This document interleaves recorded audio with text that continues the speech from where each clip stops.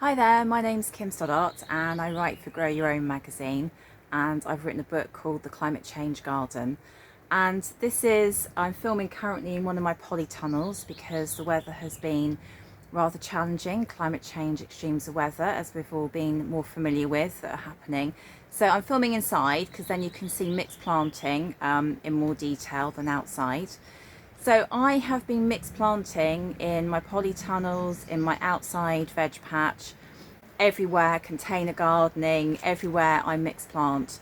And the reason I do it is because it provides a much greater natural biodiversity. You don't have to worry about crop rotation, very exacting do's and don'ts of where you can plant things. You don't get a build up of pest or disease, which is the reason for crop rotation. And it's just so much better on so many different levels. It's more free spirited, it's more fun. It means you can don a little forager's hat and go foraging for food. And the pest and disease wise, it's much harder for pests and disease to spread. So if you imagine something like tomato plants or potato plants and blight, it's much harder from blight to move from plant to plant if you imagine if there's sufficient distance between plants of the same kind. So I've experimented with this. I've had block planted potatoes compared with potato plants mixed in with other plants, and the block planted potatoes all got blight, the others didn't.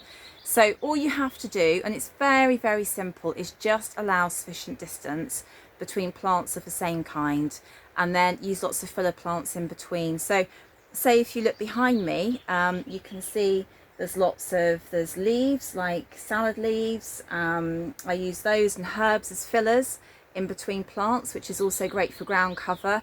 But if you imagine an empty block, and if you're wondering where to get started, then just make sure there's at least 5 foot between your brassicas, so your cabbages, between your legumes, which is your peas and your beans, and your fruits as well, so your tomatoes. And you can just mix and match plant.